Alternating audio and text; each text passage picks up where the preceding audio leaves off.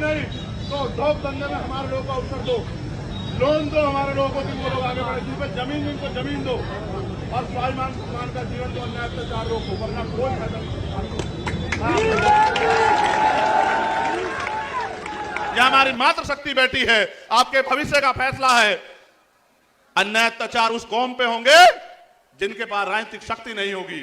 और मैं नौजवानों से कहना चाहता हूं, अगर अपना उचित भविष्य चाहते हो, रोजगार चाहते हो, 90 लाख वोटर हो आप लोग राजस्थान में, जो नौजवान है जो फैसला करेगा कि कुर्सी पे कौन बैठेगा, मैं उन सबको कहना चाहता हूं। मैं एक नौजवान हूं, बेरोजगारी के दर्द को समझता हूं और यह भी समझता हूं कि किस तरह माँ बाप अपने बच्चे का पेट काट काट के आगे बढ़ाते हैं, जमीन पे गिरवी रख के। और किसान का मेरी कौम से आता तो जानता हूं, हमारे तो सारे रास्ते बंद कर दिए। हमारे लोग आर्मी में चले जाते थे तो अग्निवीर बना के हमारा फ्यूचर खत्म कर दिया।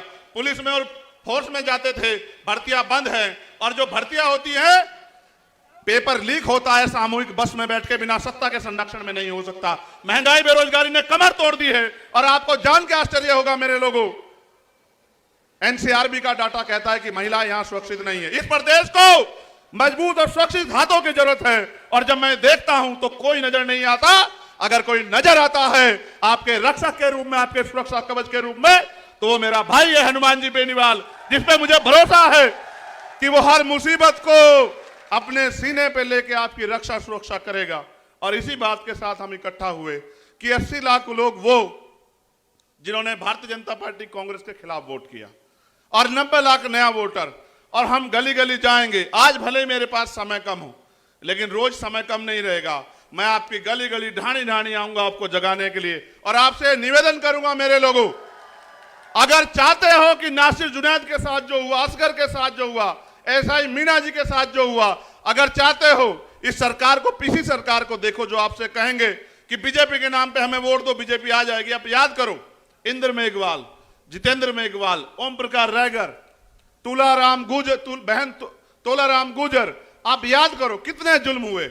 और अगर कोई लड़ रहा था, लड़ना चाहिए था विपक्ष को, जो मुख्य विपक्ष है, आप बताओ और अपने मन से बताना, क्या भीम आर्मी या हनुमान जी बेनीवाल की टीम के अलावा कोई लड़ रहा था? क्या आप बताओ, क्यों नहीं लड़ रहा था? क्या हमारी वोट की कोई वैल्यू नहीं है? मैं आपसे कहना चाहता हूं, आपने लोकतंत्र आने के बाद अपनी शक्ति को नहीं समझा।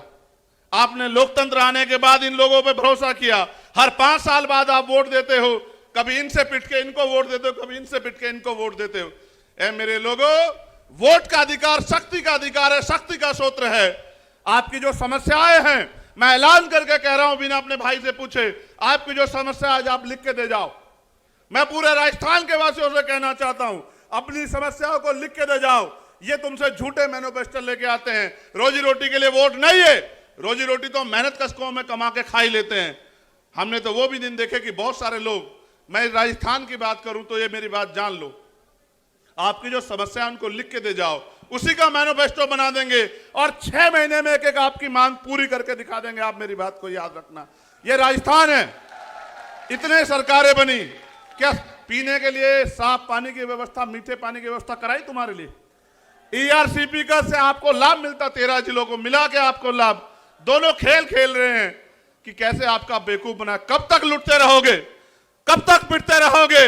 ये एकता बन गई है, इसको रोकने के लिए षड्यंत्र होंगे, लेकिन इसको कोई और नहीं रोक सकता। रोकोगे तो आप, और इसको ताकत दोगे तो आप। जितनी ताकत में आज आप यहां आए हो, आज से लड़ाई शुरू हुई है, खत्म नहीं हुई।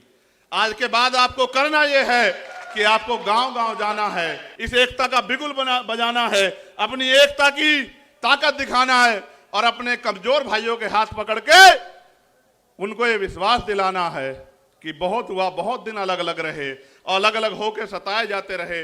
अब समय बदल गया है, ऊपर वालों ने हाथ मिला लिया है तो नीचे वाले भी हाथ मिला के एकता बना लें। और फिर मैं ये कहता हूं कि एक ऐसा सूरज निकलेगा। समय कम ना होता तो मैं आपको बहुत कुछ सुनाता, मगर मैं आपको वादे के तौर पे कह रहा हूं, मैं 1 लाख लोगों में भी वही बात कहता हूं और 10 लोगों में भी वही बात कहता हूं। वोट का अधिकार आपकी तरक्की तय करेगा। अगर आप चाहते हो कि नौजवान ठगे जाएं, पेपर लीक हो, भर्तियों में घोटाले हो, महिलाएं सुरक्षित हो, ये महिलाएं नहीं है, ये हमारे घर का सम्मान है, ये हमारी बहन बेटियां हैं। हम तो किसान को मेरे को औलादे, हम जानते हैं हमने सीखा है देश के बॉर्डर पे देश की रक्षा करना और घर गांव क्षेत्र में अपनी बहनों के मान सम्मान की रक्षा करना। लेकिन आपने देखा किस तरह से जुल्म जाति बढ़ रही है। उसको बढ़ने का एकमात्र कारण है कि सत्ता के संरक्षण में अपराधी फल फूल रहे हैं और कोई नहीं चाहता कि परिवर्तन हो। जो स्थापित लोग हैं वो नहीं चाहते, जनता चाहती है परिवर्तन हो। और जनता ये चाहती है कि कोई किसान का बेटा, कोई मेहनत करने वाला बेटा यहां जयपुर की कुर्सी पे बैठे। आपसे मैं पूछना चाहता हूं कि जयपुर की कुर्सी पे अगर आपके बीच का व्यक्ति बैठेगा तो क्या आपको किसी के लिए किसी के आगे हाथ फैलाना पड़ेगा?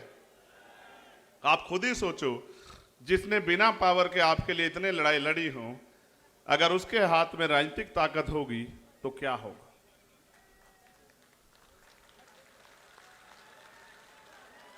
वो आपको बहकाने का प्रयास करेंगे, आपको बांटने का प्रयास करेंगे, आपको लालच देने का प्रयास करेंगे। आपने देखा नहीं, जब से मोर्चे की सुगबुगाहट हुई, कहीं की तो लिस्टें बदल गई हैं, कहीं की लिस्टों पे रिव्यू चल रहा है, कहीं घोषणाएं गारंटी दी जा रही है। मैं ये पूछना चाहता हूं, जिनकी सरकारें थी उनको गारंटी क्या जरूरत है? कर देते ना।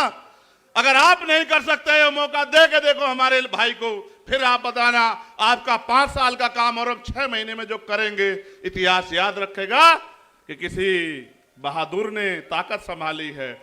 इस बहादुरी को आगे बढ़ाओ, गांव गांव गली गली जाके इस एकता को बनाओ। ये नीला और पीला एकजुट होके आगे बढ़े। एक और षड्यंत्र होगा, मैं अपने सीनियर लोगों को कहना चाहता हूं। मीडिया के लोगों ने कहा, इसलिए मैं हनुमान जी बेनीवाल का और अपने साथियों का ध्यान आकर्षित करूंगा। वो कहते हैं दलित और जाट का गठबंधन हुआ है। झूठ। दलित और जाट तो इसके पिलर हैं। वो तो अपने कंधे में बिठा के इस प्रदेश की सत्ता तक हनुमान जी बेनीवाल को लाने वाले हैं। वो तो इसके पिलर हैं। लेकिन ये असल गठबंधन हर पीड़ित का है, कमजोर का है। ये झूठी बातें मत करो बांटने वाली। ये किसान का, मेरे का उस सोच का गठबंधन है जिस सोच से परिवर्तन होगा। अगर ना आता लोकतंत्र, ना होते अवसर, आपकी गलियों में कोई नहीं आता मेरे लोगों, आपसे बात कोई नहीं करता। ये वोट का अधिकार है जो आपके पास लोगों को खींच के लाता। इस बार दूरी कर दो उनसे जो आपके अधिकारों से दूरी जाते हैं। लोकतंत्र खतरे में है, लेकिन बचाएगा कौन? ये जो नीले झंडे वाले हैं, ये जो किसान कमेरों के बेटे, मैं पूछना चाहता हूं कि अगर भारतीय संविधान खतरे में है तो ये स्थापित दल तो यही है, क्यों खतरे में आया?